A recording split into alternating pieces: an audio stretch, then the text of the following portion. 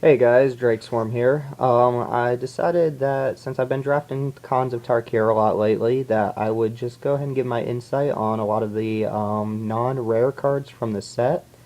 A couple things to know. I am not a professional player. I am not an expert at the game by any means, so this is just insight. I would love if you agree or disagree with me in the comments below.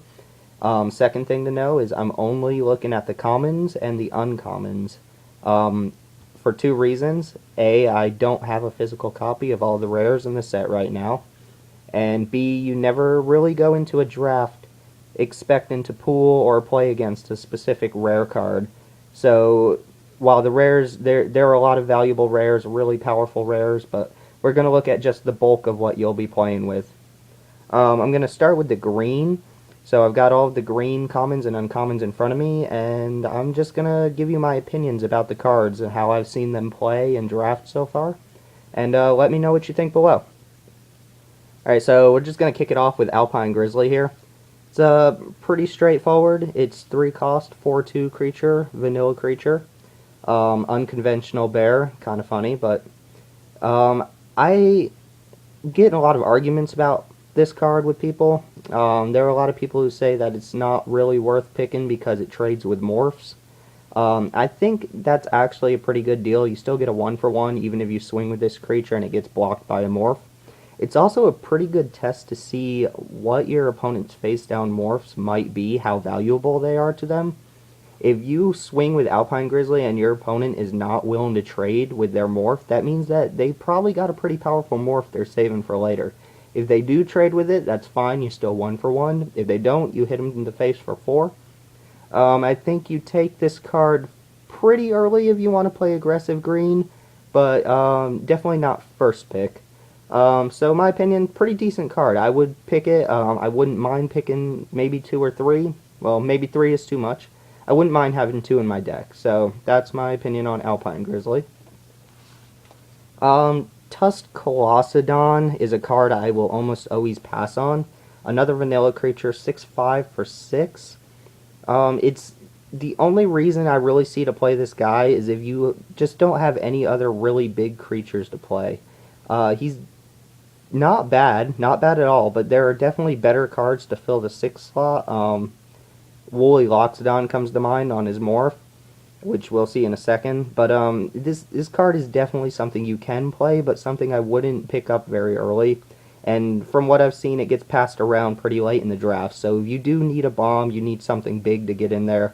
I wouldn't mind taking one, but definitely not more than one.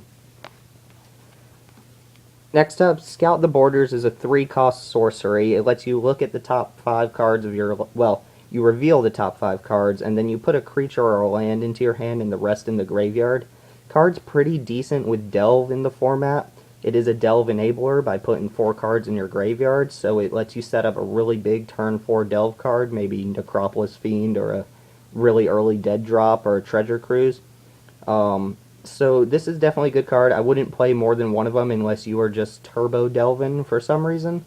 And it does let you pick a land out too, so it's kind of a kind of really good to have. Maybe one, probably not more than one. But yeah, pick it up. Not too early, but pick it up. Green has this wall, Archer's Parapet. It's an 0/5, so it's not going to be trading with anything, but it does block off aggressive creatures, and it comes down on turn 2, which is fantastic. As early as turn 3, it's going to start pinging your opponent for 1 life each turn. This wall will not win you the game by itself, but it is definitely something to stall out. It's definitely something you want in a stalled board state. It's something you want against aggressive decks, and if you're playing Sultai or Abzan, it's definitely useful. Definitely would not run more than one of them, though, unless you just have a bomb rare you're waiting on and you need to get in some early damage. Archer's Parapet, really like the card. It's played really well for me. Naturalize is up next, and as always, Naturalize should stay in the sideboard. I see very few reasons to even board it in if my opponent's playing artifacts or enchantments. It can take out the ascendancies, which sometimes you'll want to do. The only real big threatening artifact I can think of well, I can't even think of one that's worth board and naturalizing against. You can pick off banners with it, and it does pick off a couple of equipments. Maybe, I don't know, Ghost Fireblade is worth naturalizing. It's also worth noting that some of the charms in this set include naturalize effects with them, and there's also shatter and erase, so naturalize is specifically for green. I would not pick it. It's probably going to come to you against your will later in the draft, but it's good to have in the sideboard. Do not main deck it, as always, as has been in the past. Pass on naturalize unless you don't have a choice. Next up, we've got the Kintree Warden. It's a 1-drop creature, 1/1. It regenerates for 2 colorless mana, and it can morph face up for 1 green. I don't know that I would ever play this as a face-down morph if I have it on turn 1. The only time I would play it as a face-down morph is if that 2 damage I'm doing from the morph creature is going to be relevant. Kintree Warden really stalls out games because he's incredibly hard to kill, and since you can regenerate him with colorless mana, he works really good in any green X deck. So, again, same with the Archer's Parapet. If you're stalling out for something or you have a reason to be stalling the game, then this is definitely a card you're going to want to play. If your opponent is really aggressive, he can trade with 2/1s and still survive, so it's not something that you feel incredibly bad if you have to pick it. Would not pick it early with many of these cards, but if it came to me and there was nothing else in my color, I would not mind taking it. Woolly Loxodon has been a real powerhouse in a lot of my games, both for and against me. It's a 7-drop normally for a 6/7, a vanilla creature, but it can morph up for 6. So potentially on turn 6, you're getting a 6/7 creature. It trades with pretty much anything in the format. Its 7 toughness means that I don't think it dies to it pretty much anything. It's gonna survive unless, it gets blown out by a combat trick or death touch or something like that. Definitely a morph you want to get out as early as possible. If you have a bunch of morphs cluttered in your hand, I would usually pick this one unless another one's going to sway the game in my favor. Compared to the Tuscaloosa, this card is just significantly better. So if you already have Woolly Loxodon, it's another reason to probably pass up on that Tuscaloosa.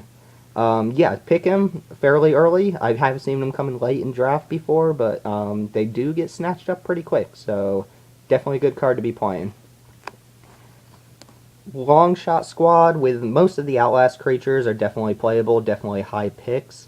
This one, Outlast for 2, becomes a 4/4 creature, just pumps up from there, and it gives all of the 1/1 counter creatures you have reach.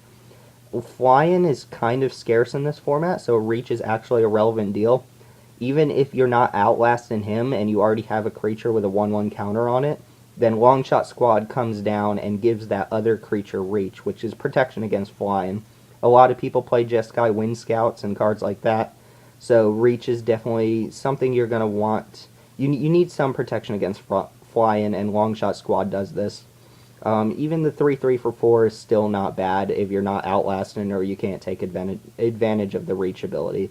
So definitely a fairly early pick as well.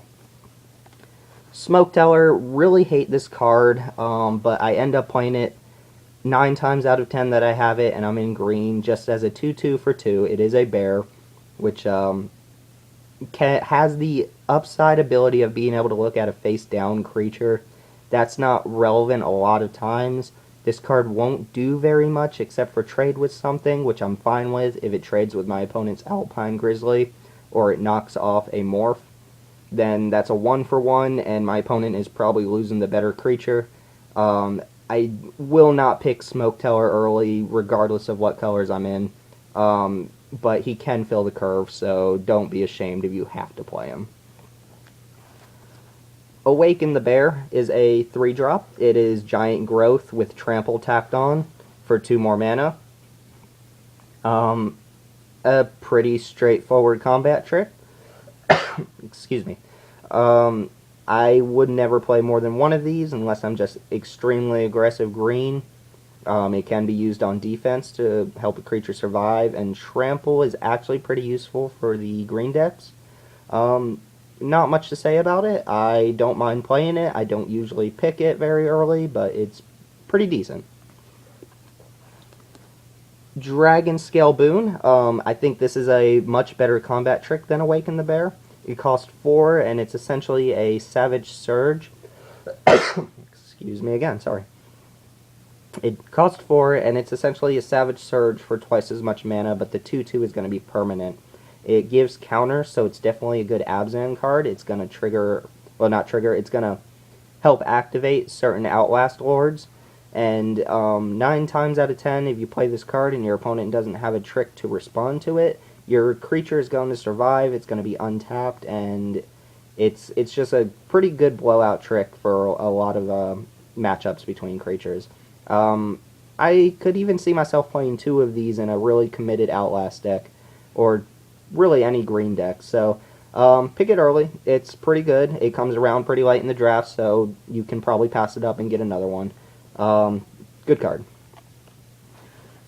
Hooting Mandrels gets probably my vote for one of the best green common cards, if not the best green common card.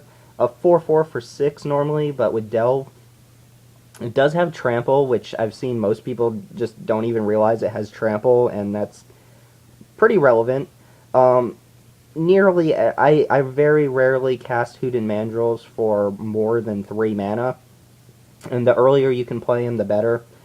He will compete with other Delve slots in your deck, but this is one you almost always want to run if you're in green, regardless of whether you're committed to Delve. Also note that he can come down for as little as 1 mana, and he also helps trigger Ferocious, so he's worth having. Pick up maybe a couple of them. 3 might be too many, but 2 is definitely good. Hooting Mandrel is one of the best commons in the set. Pick it early before it gets snatched up. Highland Game is another kind of low drop filler. You gain 2 life when he dies. He's a 2/1. Better than Smoke Teller. Gains you a little bit of life, which is relevant against Mardu aggressive decks. Sorry, coughing a lot. He does trade with little creatures, so which is usually what you want him to do, is trade off with a creature. You're not trying to, win the game with Highland Game. I would play one of them. If I just have an obnoxiously high curve, I would play maybe more of them if I have them sideboarded. Don't pick it early, again. It'll come back around to you, but definitely justifiable. And perhaps not justifiable is Feed the Clan. 2 mana, instant speed, gain 5 life. If you have Ferocious, gain 10 life. The 10... basically, you need to ensure that you have the 10 life to make this card runnable.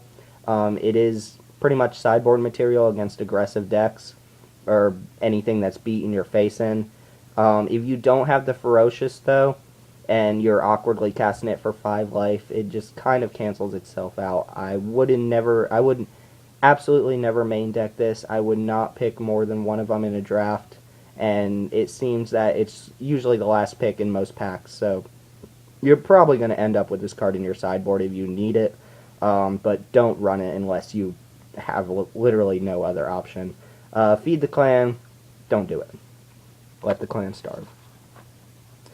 Everyone's favorite green card, Savage Punch, or aka Bear Punch. Target creature you control fights another target creature you don't control.